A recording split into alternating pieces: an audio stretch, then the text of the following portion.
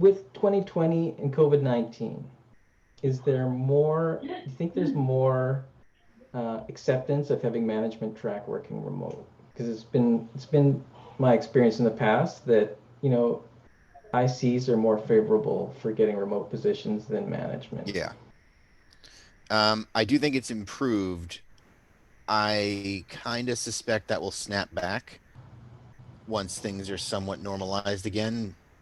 I hope not, but that's just sort of my expectation. But I do think it is increasingly there. The real value in that, in terms of like the tracking, is that the number of companies who themselves are entirely remote is increasing. And so Mm. if the whole company is remote, then of course management can be remote as well.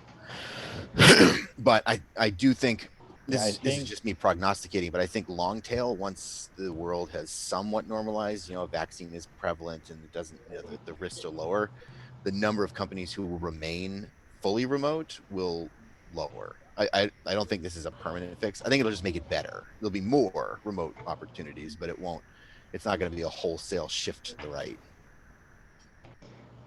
well, it feels like the big pushback was always like, well, companies just didn't want to do it, right? Like, oh, it's too much work. It's never going to happen. Like, there's this idea that like it couldn't be done. Then COVID kind of forced it. So there's a lot of people who are like, oh, actually, this is better, right? Some people don't like it, but there's a lot of, and it's like it at this Yeah. point, like it's forcing everyone across the board, right? Like senior managers, middle managers, everybody, and now like they can no longer make the excuse of it'll be too much to set up or it's unfeasible because they've already had to do it, Yeah. so I think if you're trying to argue from that perspective, like you can now argue from a, well, we just did it for like a year, so what is stopping you from just continuing to be in this state versus make a whole new special system for me where I'm not at work and everybody else is.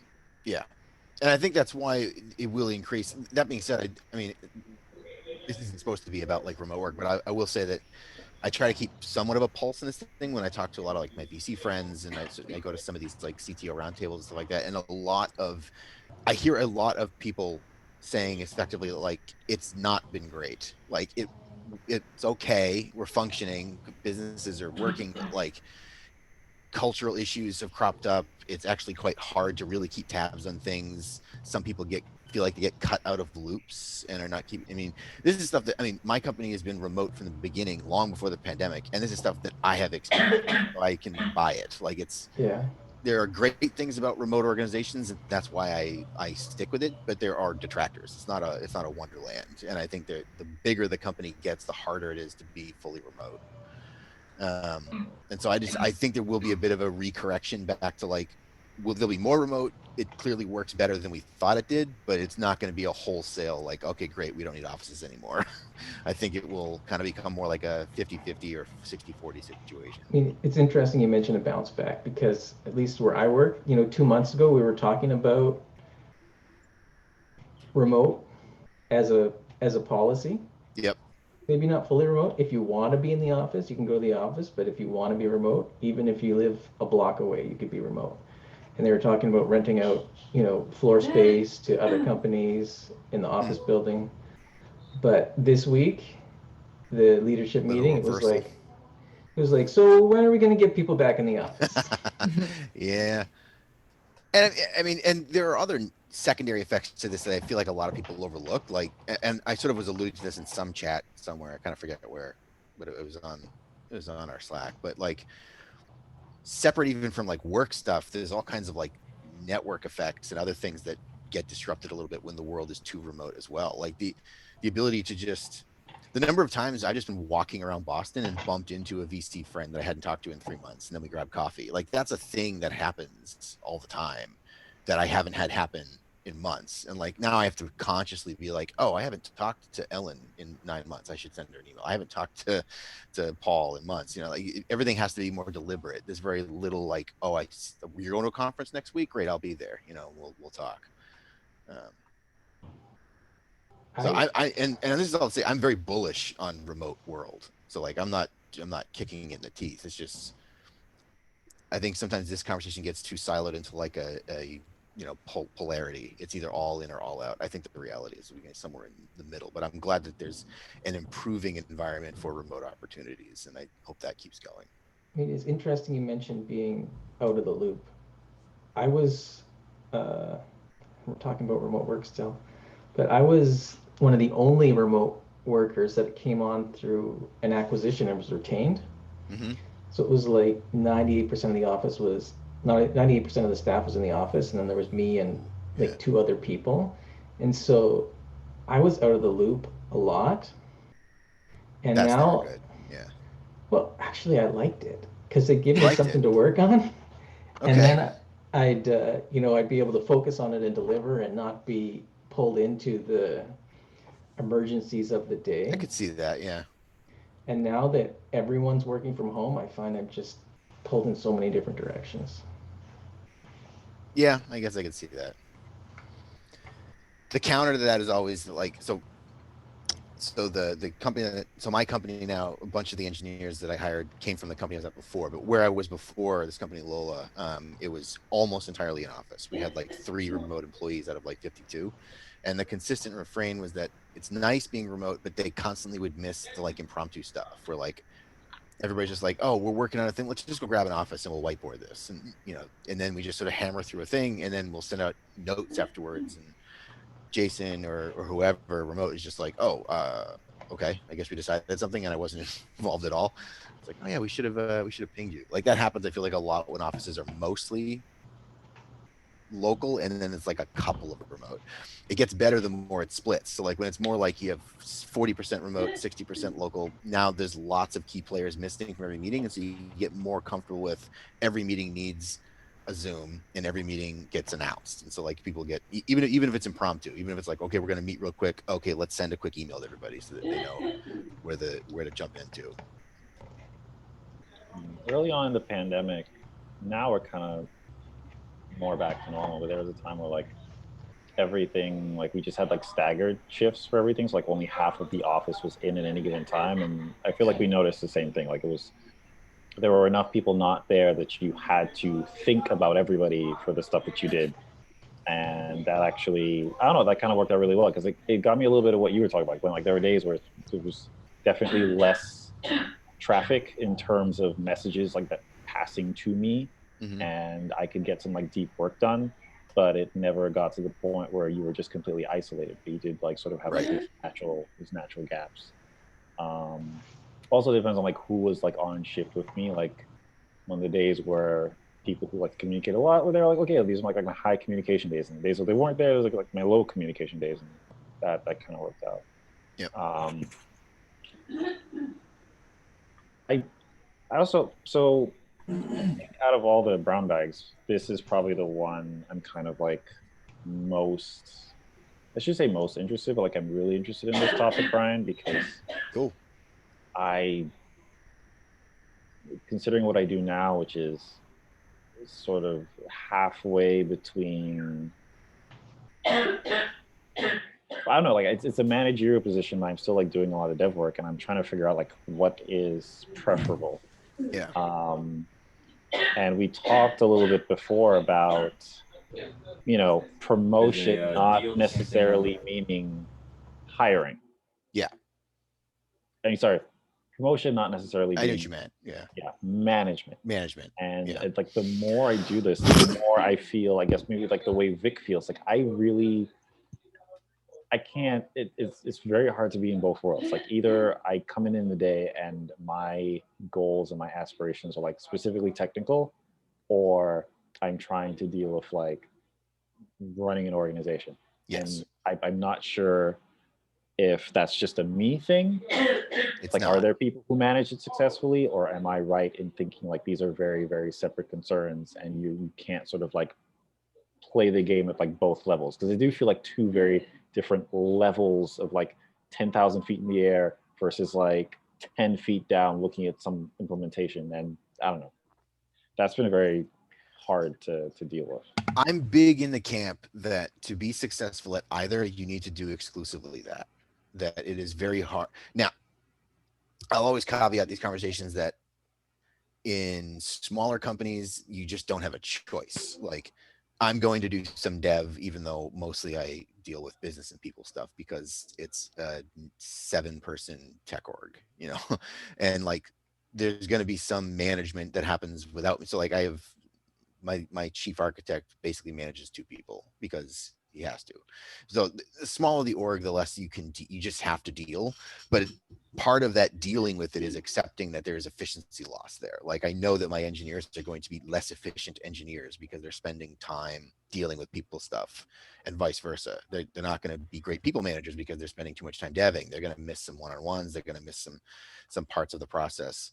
And you just hope to get to a stage where that doesn't have to be true anymore. Really successful big orgs that typically have figured that out and make those splits very explicit.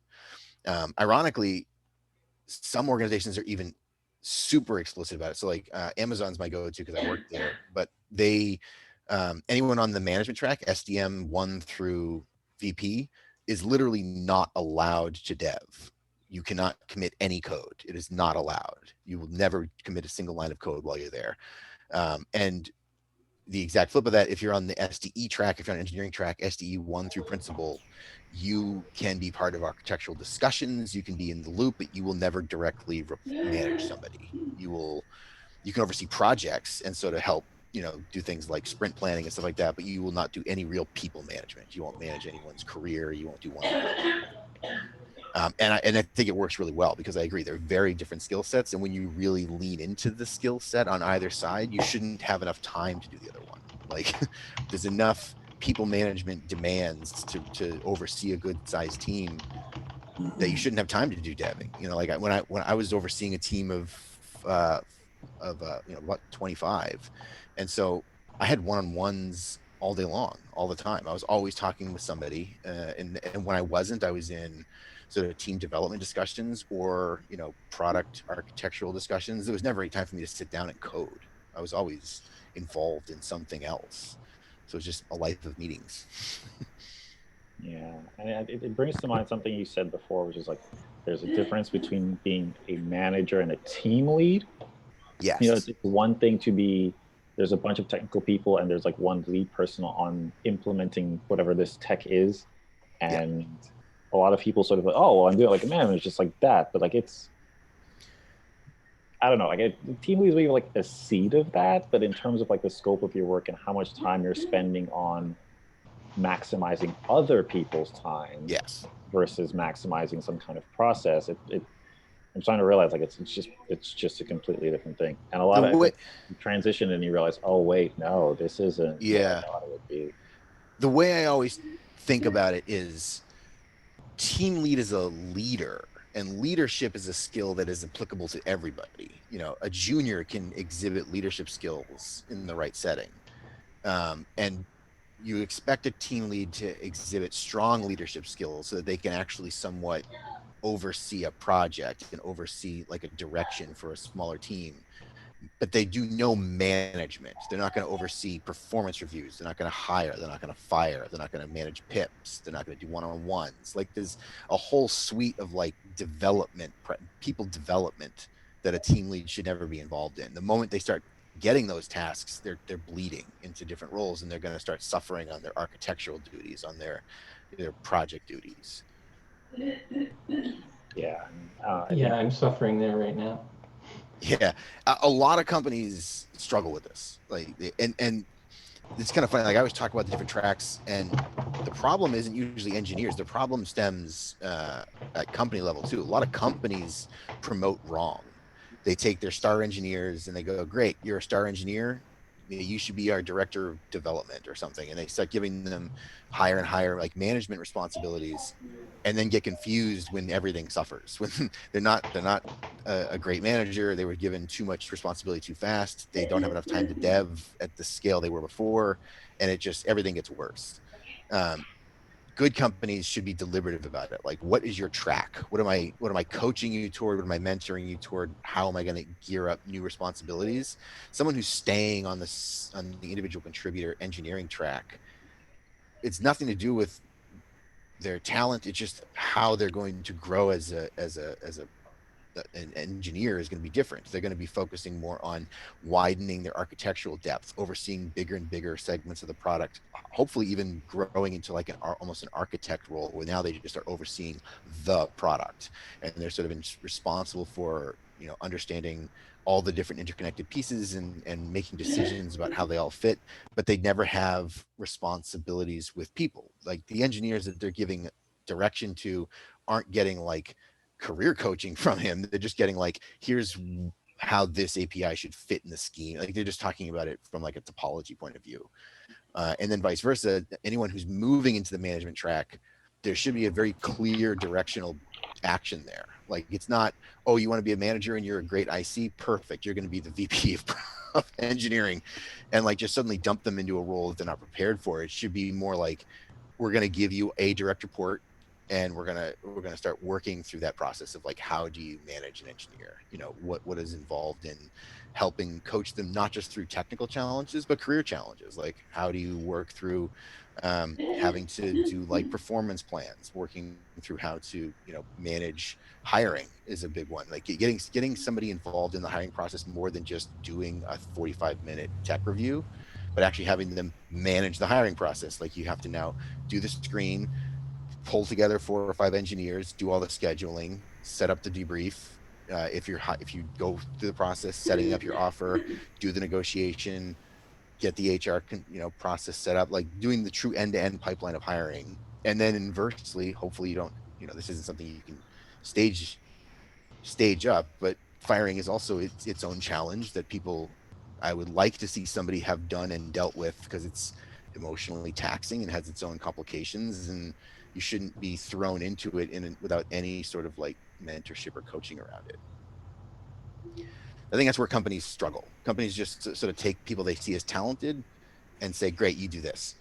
And I'm a huge offender of that. I like to take people and just sort of throw them in the deep end and see how they swim, but there are ways you can do that are less dangerous. Like you shouldn't do it to somebody in a situation where they are going to fail. Like do it to somebody when they're going to succeed, if that makes sense. You need to be prepared to support them. Yeah, When they exactly. need it. Like if I know somebody has it in them, I like throwing them into the deep end and saying, now swim, because I know that they have that skill set. But when you're trying to transition somebody into a skill set they don't yet have, throwing them deep end will just make them drown. Like you have to find where that balance is of how do you get them into the right spot, and then when do you push them?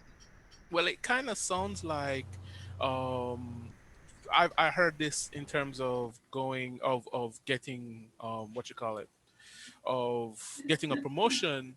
Is the general idea of getting a promotion is you look at the thing that you want to do, you look at all the responsibilities, and you just start doing them, and Yeah, then you go to whoever you need to, and you say, hey management, I've been doing all of this, can I just get the title and whatever other stuff like pay raise and so on and so forth. So it kind of sounds like what you're doing in that sense is you have an idea that this person can do the job already because you've seen the skill set, even if it's not clearly defined. you, yeah, you you see the skill set, and so you're just like, oh, just do that, and whatever maybe you would need to learn, I have no problem supporting you there. That's what it sounds like. pretty much. Yeah. I mean, and this isn't really the purpose of this particular brown bag, but I'll go into it anyway. Like this also feeds in a little bit how I like to review people's performance and how things should be sort of evaluated. Um, like I'll give you an example. Like I have a specific tactic that I always like to do with performance reviews, and that's every single engineer can only exist in 3 phases. They are either doing the job, which means at performance. They are underperforming, which means they need to be on a PIP, or they're overperforming, which means they should be 1 to 2 cycles away from a promotion. And those are the only 3 stages they exist in. I don't like doing numbered systems like 1 through 10. That's it. Are you doing the job, not doing the job, or exceeding the job? Exceeding the job should always be 1 level up. Like, are you performing at the next stage where you would be? And to get there is one of 2 ways. Either they take down the responsibility on their own, they just jump ahead, or they are deliberately assigned tasks above their current pay grade for a cycle to see if they are. Are you two slacking? Fucking back Hey, and what a forth, good your job little you're doing. giggles going on. Uh-oh. Dad caught us. Mhm. Sorry, Dad. Always. There's only 6 of you, so like I can see all of you just fine. Bryan, I guess what that makes me think of is like, to just like Chad's question, part of the issue with that is, of course, that there's a lot of companies who only define promotion by management roles. Like there's no such, Yes. they don't have a concept of like more senior technical roles. So you have people who do things, and then you have managers, like that's just the next level. And it's a much easier conversation to say like, hey, I'm preparing to get to this next defined role, than to be like, Yep. hey, I would like to move up, but I don't want to move up into management, right? And then they're just like, what are you talking about? Yeah, this is You a want to be a manager or generalized. not? Yeah, this is a generalized flaw with smaller companies. I feel most of the bigger companies have figured this out. That's why they have very, very defined roles. You go into a Google, a Microsoft, an Amazon, a Facebook. They are literally like SDE1, SDE2, SDE3, senior SDE, principal, and like every path has pretty well laid out matrix of responsibilities and sort of like what's expected of you. There's always some fuzziness, but it's like defined enough that you can kind of defend each move up the ladder. And whereas like most companies below that, SMEs, it just kind of becomes a wild west of titles. We're guilty of that. I'm guilty of that. Like it just becomes like, oh, you're senior, you're director, you're VP, and a lot of it doesn't mean a lot in practice. And so promotion often ends up getting wrapped more into like money. Did I just change your title and give you more money? And You got to change the title to get more money. Otherwise, HR won't let you. Right. So, and it's hard to know what the answer is, because defining like 7 stages of progression on 2 tracks when you're a 9-person company doesn't always make sense. And so like at what point in the progression from 9 to 200 people do you make that shift? And a lot of companies struggle with that transition line. Like, does 20 people make sense? I still know everybody on the team by name personally, and I know everyone's responsibility line. I don't need to be like, you're a 1, you're a 2, you're a 3. Like I can just kind of see it. But when you get to 50 people, 75 people, 100 people, now it starts to make more sense. Like the organization is spreading, promotions make more direct lateral and vertical sense. Sometimes things are happening I'm not even aware of as the senior, as this, the CTO. I don't know what each team is doing day to day. I do check-ins just like they do check-ins. And so once that hierarchy starts to form, that's when you just sort of harden that stuff. And sometimes it's better to do it earlier than expected, like doing it when it's 20 people because you're gonna be ready for it, as opposed to waiting until things hurt and then doing it then. Yeah, I was actually going to ask that question because that was kind of like my immediate suggestion. Is it that, like, say you're doing a startup, right? And you find that the product is successful, you're making, I don't want to say a ton of money, but you're making enough money that at some point you're going to be able to go to investors and say, hey, look, I'm looking to get some money to continue to push this company forward. Is that a part of your plan as well? Like do you, I guess you've already answered it, but it's kind of like the idea of having like some form of growth plan, Yes. Yeah. Ironically, sometimes it gets tied to fundraising. So like a B fundraising round usually comes coupled specifically with a growth strategy. Like by the time you're getting to a B, the whole idea is you've proven the model, you're growing predictably. What does it take to scale that to true hockey stick growth? That usually involves significant hires. I'm going to build out the sales team. I'm going to build out the dev team. So coupled with the B round usually becomes defining a strategy. Like, okay, if we're going to hire 50 people this year, that's an undertaking. Like, what does that look like? How are we going to stratify? How are we going to manage churn and retention issues? How are we going to take people with very senior sounding titles and comfortably put them into proper buckets? Like if I have a couple of early engineers now who have like VP titles, that if we were suddenly 100-person company next year, they might not be VPs. They might be SDE 2s and 3s. Like that's just a reality of a scaled organization. That's a painful transition. I've watched companies go through it. It's never fun. I've watched CTOs get downgraded to like principal and then get replaced with an outsourced CTO because they weren't ready to run a 200-person org. They were fine running a 20-person org, but they just don't have that skill set. ironically, that's actually kind of the norm. The number of CEOs and CTOs and founders that maintain those titles and that sort of seniority through scale is very narrow. The number of like Zuckerbergs in the world who are like founding CEO and still CEO at IPO is actually pretty small. Enough so that I could name most of them.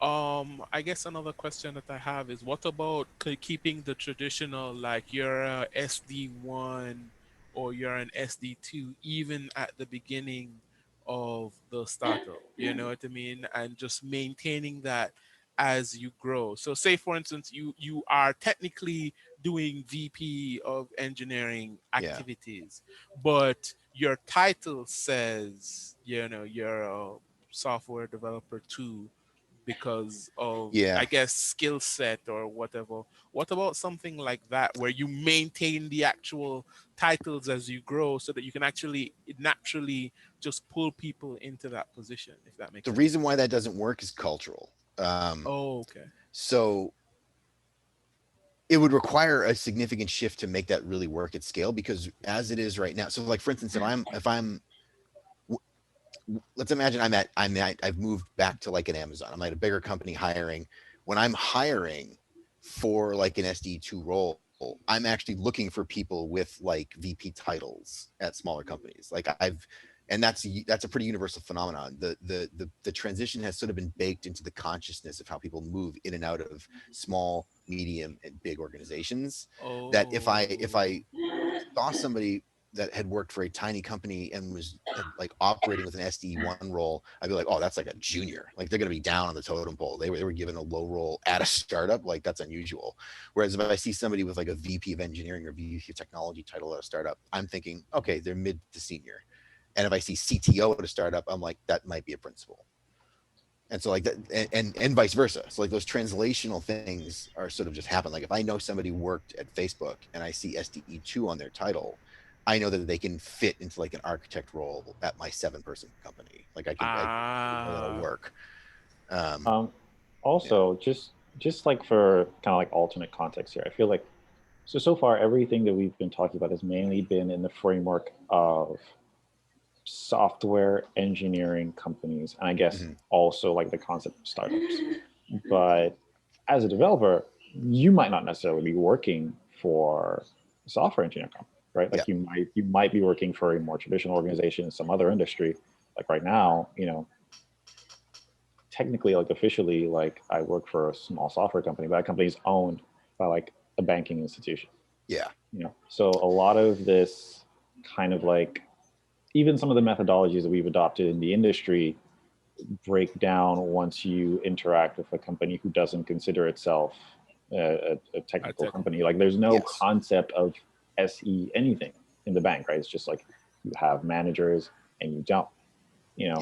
So even getting back to sort of like defining roles, I mean, the key thing is like, is the place you're working, do they even have like the organizational understanding of the idea that somebody can both be have a technical role in terms of responsibilities, but still require like a senior level of compensation, you know? Because like we recently had a scenario here, like there's somebody Salary here started off, right, they started off as a developer, and I mean, they were a great developer, and then like the next role they got was sort of like a managerial role of a technical department,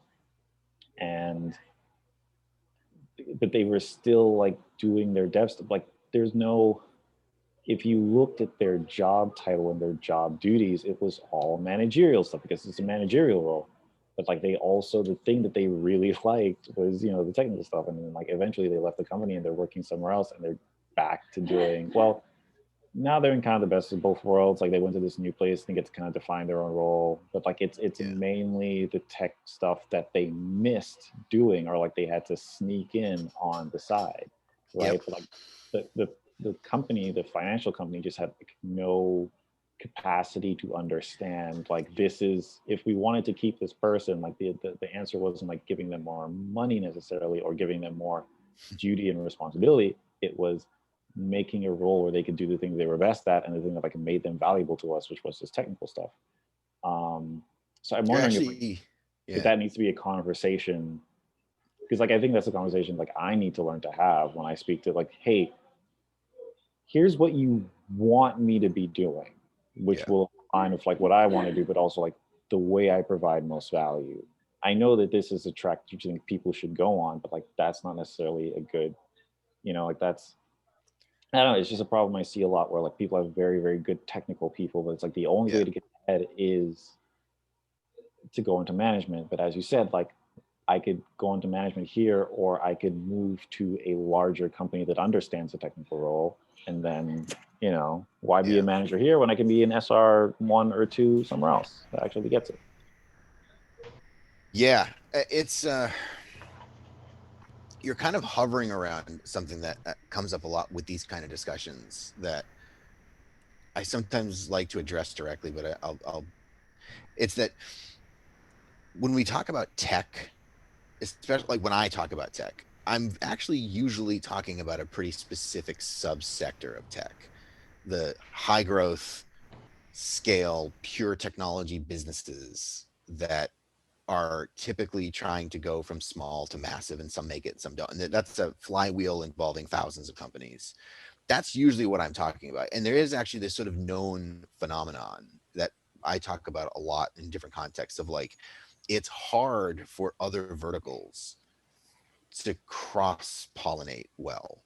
And so, like, for instance, in the finance world, I have a lot of experience in the finance world. Banks struggle to hire engineers, and it's not money. Like, they will offer giant compensation packages, sometimes absurdly large compensation packages, and still struggle to fill those roles for the reasons you're saying. Like, the people who they are trying to target don't fit. Like, they'll look at the role and they'll go, okay, yes, it's a lot of money, but after 2 years, I'll have made a little more money, and I'll have suddenly worked in a role that I'm not really familiar with, that might not translate back to my space well. And so, like, what does it mean when I work at Citi for 2 years and then want to go apply at Twitter, like, or some other sort of like high growth startup? Like, that translation won't be as effective, and so it requires a lot more active management of the career. And so there's just this constant like tug of war between those two phases, and I think it creates silos that that like holes. Like, finance companies have the money, they have the experience, they have the depth, they shouldn't struggle like this. And so it's actually propped up this sort of bizarre consultancy subcategory where people kind of like me will go into these banks and be like, here's how you can behave like a tech company, and here are the ways you're going to restructure. And so you're starting to see, like, for instance, banks increasingly hire industry CTOs and architects to sort of come in and play startup. And they're doing it for that reason. They know it will help them be more attractive in industry. They know it will help them grow over time. They don't want to look like a bank that has engineers. They want to look like a tech company that happens to be a bank. And you're seeing that across healthcare. You're seeing that across, education to some degree. So this interesting transitional period happening. But it's still an issue, and I think it does need to be addressed. I think it's something that needs to be talked about a little more candidly at times. Do you Yeah. think you? Oh, sorry. Go ahead. No, go on. So you mentioned, because that was what I was immediately thinking, was the bringing in a CTO that kind of well, not kind of, that understands the tech world and just kind of how people evolve in that world. Do you what was the I guess, do you think that's the primary solution, just bringing in I don't know, I'm sorry, I'm kind of jumbling up my question here, but like, for I guess for other companies, because you're saying that finance is kind of going through that process now, is that generally, like, I guess the kind of the idea is Kind bringing of, in. yeah. Um, I don't know how effective it's going to be, but I do see a lot of banks, like specifically focusing on finance. I see a lot of banks and other like finance institutions trying to do that. Um, and I know from talking to people that is the motivation. Like, they want to be attractive to this talent pool, and so they want to look the right thing. And there's obviously side benefits too. It also makes the institution look more attractive from a scale and growth perspective, which Right. they also want to tie into it. But Yeah, I mean, okay, here's sort of my perspective on it, Chad. Like, people are starting to recognize, well, I mean, they've been doing it for a while, but like tech, like this whole idea of tech, of like improving their technology stack, of being more responsive, of tracking data. Like everybody's starting to realize like this is a thing that they want to do, right? But the question is, how do you utilize technical people effectively? And I think that is where we start to see this clash that Bryan is referring to, where the bank is like, well, we need more technical people. Let's hire more technical people. But their schema of just the way they define their roles is not necessarily an attractive proposition for a technical person, or not necessarily cause them to feel like comfort and delight in what they're doing, because technical people like to do technical stuff, you know? Right. And I find a lot of the banks, like what you find is like as soon as you take a senior role, your life becomes a large amount of reporting, a large amount of meetings, a large amount of sort of like bureaucracy and these types of things that like are perfectly fine things and are necessary for an organization to run, but might not be the most attractive thing to somebody who was hired on. Like, oh, we need to hire you to, you know, do cool things, like implement fancy solutions, like, you know, that type of thing. But like the banks, and not everybody is the same, but it's they're very kind of like slow sometimes to understand, oh wait, I want this person for this thing. The environment that we've made that works very well for a junior analyst or a financier or a CTA does not work for a junior or mid-tier developer. And frequently I'll notice like there'll be somebody at the bank who's like showing like growing in like a very like technical role, and it might be something like very simple, like they're just getting better at like doing reporting, or they're doing more stuff in Excel or more stuff in Access. And you know, like their manager will be like, hey, you've been doing great work, like you're almost ready for management. I'm like, hey, that's not, no, that's, you don't want them. I will never be ready for management. Nah.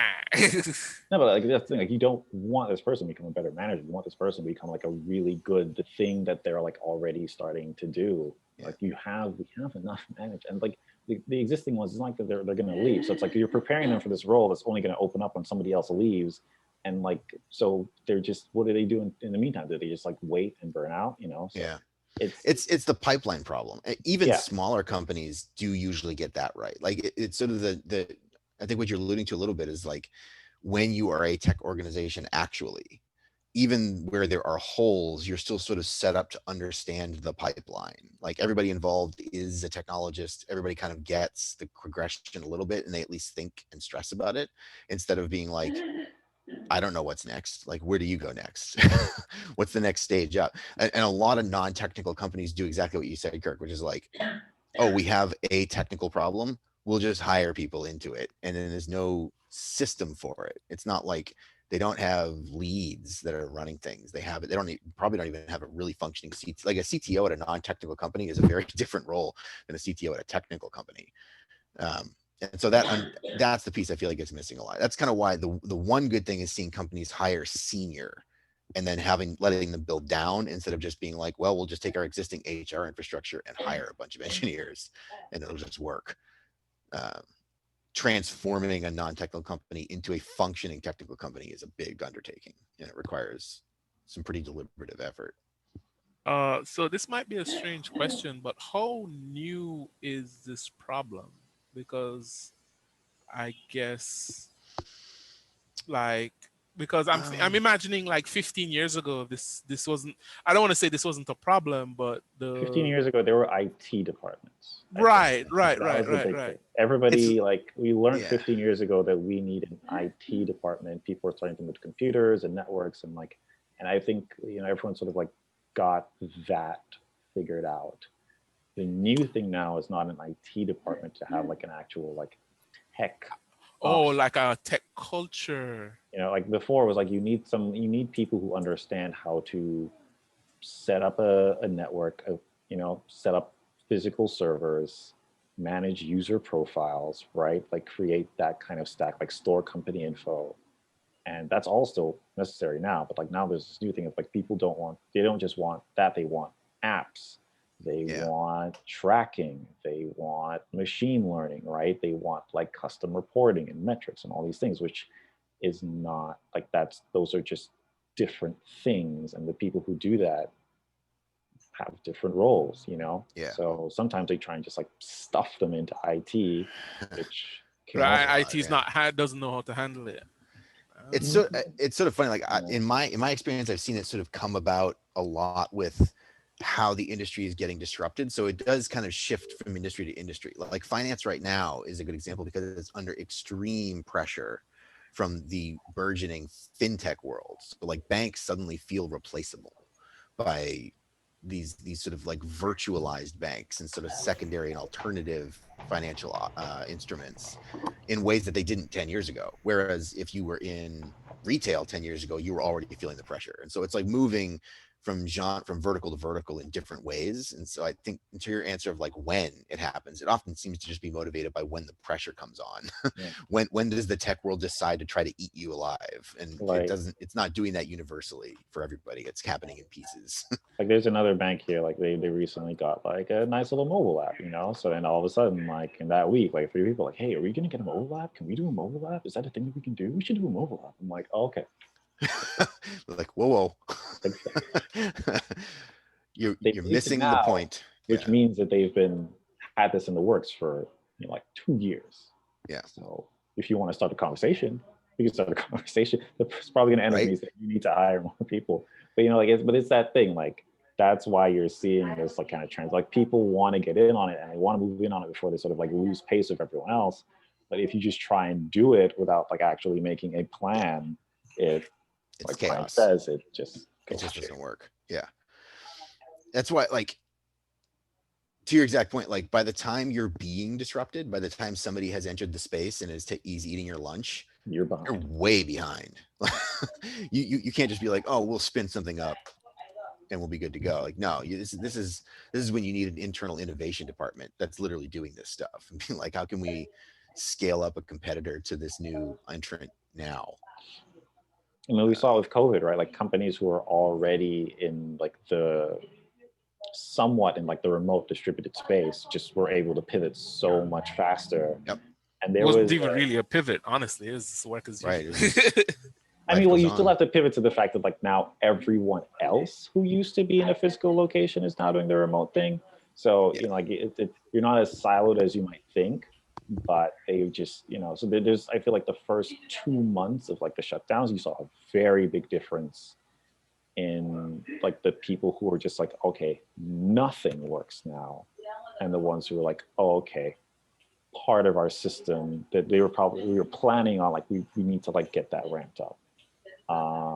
And there is now, I mean, at this point, like everybody who's still afloat has probably like hit some stabilization point, but there's an order of like 6 to 9 figures of cash that like went from one set of people's hands to another set of people's hands because the other set of people were like, yeah, we're ready to go, let's do this. I mean, Zoom is what I didn't know about Zoom before this. I didn't know it wasn't now either. It's massive, absolutely massive by valuation. Pretty sure some kids' first words in the last month have been Zoom. Ugh. But it's like the broad overarching point to me is just like, if companies that are not yet functioning like technology companies want to be, they need help building that organization. Like it's not going to be throw them into the fire and just like hire some engineers and then let them work. Like there's more to it than that. This sort of ties back to the theme here, which is like engineers and managers need a process. They need coaching, they need mentorship, they need a growth plan. Like these things need processes. Even in younger companies that are struggling to do it really formally, they're still thinking about it. Like I have engineers who don't have these like really clear steps, but I still have given them new titles here and there. I've given bumps and sort of change their responsibility, give them new people to manage. And so like you still are thinking through like there's a process here where you try to help people grow and you try to help people excel into the next thing. And I mean, ultimately, from an altruistic point of view, I also want them to keep excelling beyond my company. Like there's a whole industry here. I'm going to work with them again, probably. This is a small world. And so like, you kind of want to keep this flywheel going. And tech companies in general, like especially like the hotspots of tech spaces, like Silicon Valley, Boston, Austin, New York, there's whole communities that are just like fully functional almost as an organism. Like I can cleanly shift from one startup to the next startup to a mid-sized company to a big company and back, and I'll work with the same people and we'll sort of work in the same spaces, and there's like a pipeline effect to it. And people outside that bubble don't often see that part. They don't get that part. They just see engineers making apps and making websites, and so like they miss the rest of it. And I think people more and more are getting that, because like I said, the way bigger established companies are trying to tackle this are getting a little more sophisticated. Like seeing Goldman Sachs go out and hire the former chief data scientist out of Google was an interesting move. It was like, we didn't just go and pick somebody up. We're going to go get somebody super senior in a pure tech industry that has nothing to do with finance, and just say, we know you don't get finance, but you get tech. Build me a tech organization. Oh yeah. And we'll teach you the finance part. I wanted to kind of ask you a quick thing about the I guess the culture is the organism that you mentioned. I guess in terms of flowing through a tech community, is that like city to city? Like, is that for? It has been. Oh, okay, so it's hard to flow. Like, say for instance, you're a New York engineer. It's hard to flow maybe into a Boston or a Silicon Valley. Like, you don't There's bleed go. over, no question. Like, I know people from San Francisco, I know people from New York, I know people from Austin. It's like there's bleed over effects, but there's no question that up until recently, most of my ecosystem was local. Mhm. I would go to events in Kendall Square. I would go to events in downtown. I knew all the CEOs and CTOs in Boston. Like the network effects are strongest where you are. And so like there's bleed over. Like sometimes one of my close colleagues would then move to San Francisco to work on a startup. That happened a bunch of times, and that sort of suddenly you get a little tentacle that spreads out into another one of those little local ecosystems. And then I'll go and visit to go pitch to Sequoia or to Sell or something, and then I'm there and I go to a couple of events, and like there's definitely bleed over effect. So it's not really isolated, but it the effects, the local effects are stronger. Right, They just right. are. You go to local events, you meet up for coffee locally, like you meet people locally. This is that impact. This has interestingly changed that dynamic a little bit, because I can't just go get coffee. I don't Oh, you just mean go to COVID? events. Yeah. And so I've had to be more deliberative about how I do my networking. Now you gotta In get fact, I virtual thought coffee. now I got virtual coffee. Like that's why I'm here. And so it's like, and I found that really rewarding. And it was sort of a piece that I didn't realize I was missing from my process of how I sort of was managing my own career up to now. And I think that part will persist better. I think these silos will get softer in the future. I think the effects will still be there, but they will soften. It's less like, I mean, we're talking even to the point, I mean, coming out to noon, but like, we're talking even to the point where like centers used to be competitive. Like Boston and San Francisco and New York would literally duke it out. Like there would be articles and conferences based around who's the bigger center for innovation. Like it was kind of a weird dynamic when you really think about it objectively. um, I think some of that will soften over the next 5 years or so. Like that's the part that's starting to crumble a little bit, where it's like, well, it doesn't really matter to me that much if some of my team is in California or in Texas. Like it's still all fine. So one other I'm sorry if I'm kind of taking over the conversation, but another thing I wanted to touch on, I wanted to ask is, you mentioned like, one of your examples was Goldman Sachs Yeah. hiring the chief data scientist, you said? Um, Yes. I think it was right. chief data scientist. Yeah. To kind of help with their technology, so and so. I'm sorry, but I wanted to ask, is there like consultancies out there that specifically teach tech culture, if that makes any sense? There Like, are. Yeah. mhm. They exist. Oftentimes the bigger consultancies that do that, and they offer that, like Boston Consulting Group, or some of these bigger, like well-known international consulting groups often have an arm that sort of like does that. Unfortunately, I have a hard stop at noon. I have a demo I have to go run. And this one was kind of like zipped around a little bit, but I hope it was at least still helpful and sort of like offered some insights. And if there's any follow-up questions, feel free to ping me on Slack, and we could always do another one of these too that's more specific to like industry effects if we wanted to. Yeah, this is great. I have an Yeah. email to write. Awesome. Glad to hear it. Thanks, everybody. Thank you. Mhm. Take it easy.